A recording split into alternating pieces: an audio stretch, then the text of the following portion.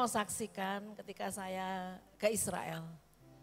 Di hati saya tuh sebenarnya enggak ada ya minat untuk ke Israel tuh. Apalagi waktu Pak Petrus mengumumkan di gereja maupun di media bahwa akan ke Israel gitu, saya cuma lihat aja. Ya cuma lihat aja, oh mau ke Israel. Tiba-tiba ketika saya ada di belakang di toko batik itu, saya sedang melihat-lihat karena saya datangnya waktu itu ke sini agak pagian sehingga saya jalan-jalan dulu ke toko Sekinah. Tiba-tiba Cik Syuwa itu pukul saya ya. Kamu harus berangkat ke Israel. Tuhan bilang kamu harus bikin bikin tembok perlindungan buat Jogja. Saya hanya karena dikeplak kaget ya, saya bilang amin gitu. Tapi di dalam hati saya, buat apa ya saya ke Israel lagi sekian, saya ini sudah 6 kali ke Israel. Buat apa saya pergi lagi? Pertama ya karena ekonomi kami juga lagi butuh banyak, jadi tidak ada rasa hati untuk minat untuk berangkat. Tapi tiba-tiba di dalam hati saya setelah Cik Syuwa ngomong gitu untuk menyuruh saya untuk berangkat. Tuhan berkata lewat Cik Syuwa, saya mulai rami itu di hati saya. Saya kemudian ambil melangkah, saya telepon Anin, Nin aku mau ikut, kami bertiga akan berangkat gitu. Setelah itu sampai waktunya untuk DP, akhirnya saya DP. Meskipun di dalam hati, waduh ini kok DP ya, nanti kalau jangan-jangan nggak bisa bayar bagaimana. Tapi ketika waktunya sudah tiba untuk membayar pelunasan, Tuhan benar-benar sediakan. Itu yang membuat saya terheran-heran. Ketika firman Tuhan berkata, percayalah kepada nabinya, maka kamu akan berhasil. Ketika saya ditepuk sama Cik Syuwa itu, saya hanya rami di hati saya. Tuhan apa benar toh, saya ini harus ke Israel untuk bangun tembok perlindungan. Tapi pada akhirnya saya sampai ke Israel tuh ya saya terkagum-kagum dengan Tuhan. Saya bersyukur sampai ke Israel kembali, itu yang ke-7 kalinya saya ke Israel. Dan ini rombongan kecil. Sebagian besar itu isinya dokter-dokter, ada yang dari NTT itu Bapak Ibu tuh penjual alat-alat kedokteran. Jadi hampir semua tuh kok medis semua gitu. Tapi saya bersyukur karena di kelompok kecil ini justru kami seperti saudara ya. Ada unity, kita sama-sama. Saya lihat Pak Petrus juga tidak teriak-teriak kayak seperti biasanya gitu. Karena kelompok kecil. Saya mau sharingkan yang ada di Kana. Itu yang membekas di hati saya ya.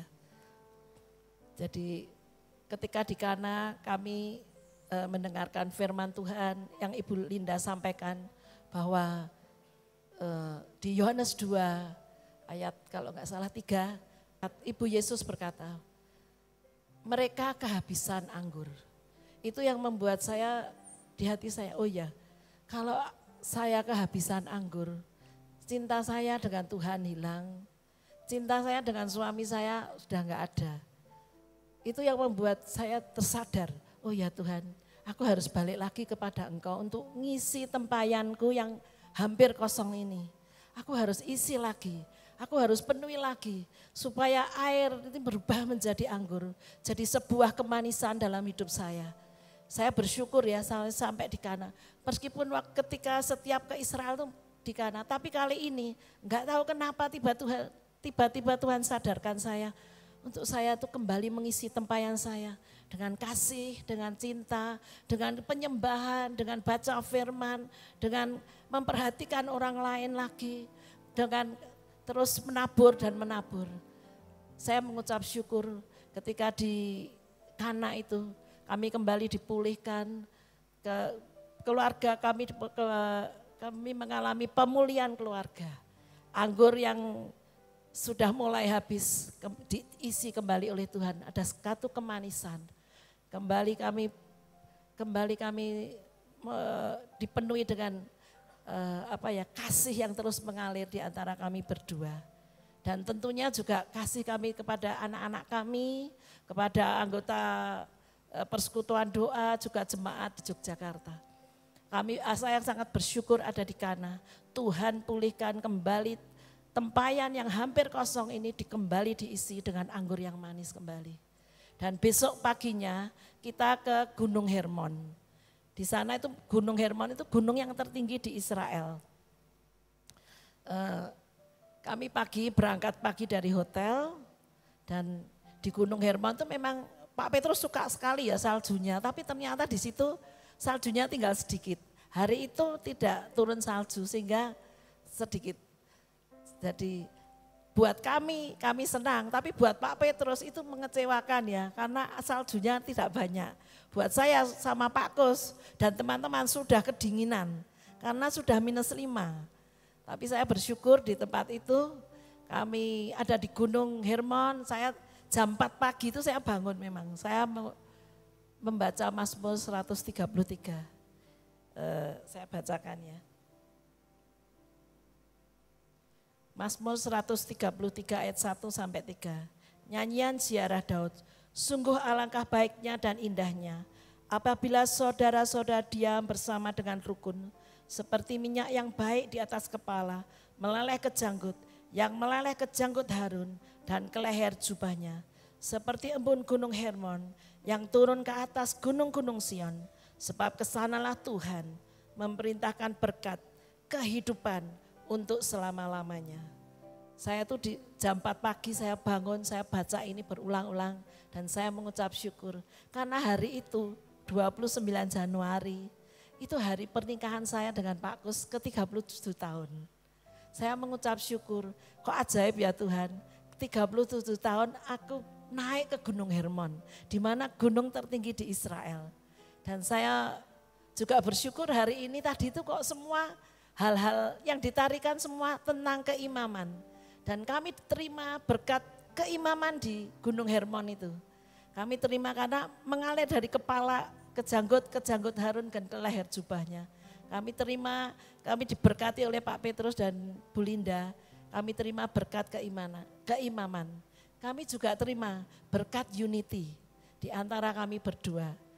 Kami ini 37 tahun, semakin hari bukan semakin jauh ya, tapi semakin kami dekat, semakin kami bisa satu dengan yang lain itu saling mengerti. Memang pasangan kita ya banyak kekurangan, saya banyak kekurangan, Pak Kus banyak kekurangan. Tapi satu perkara, kalau Tuhan ditinggikan, Tuhan diagungkan, Tuhan dimuliakan dalam hidup rumah tangga kita, itu yang membuat kita bisa sepakat, sehati, saling mengampuni dan menerima satu dengan yang lain. Kami ini dulu 10 tahun pertama perkawinan, ya seperti tinju terus ya setiap hari. Yang satu omong apa, yang satu jawab 10 kata, yang satu terus gitu terus. Tapi hari-hari ini kami saling mengisi dan kami harus menyelesaikan destiny kami. Untuk kami tuntaskan destiny kami, di mana yang destiny kami belum selesai semuanya. Itu yang kami sedang jalani dan kami terus berdoa, Tuhan beri kami kekuatan, kemampuan untuk menyelesaikan semua destiny kami. Dan berkat Gunung Hermon itu kami terima, kami percaya, kami juga bawa ke tempat ini supaya berkat Gunung Hermon itu mengalir juga kepada Bapak Ibu semuanya. Berkat unity, berkat keimaman, berkat yang terus di mana kasih Tuhan terus mengalir.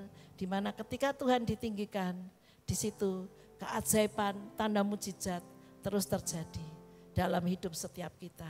Amin.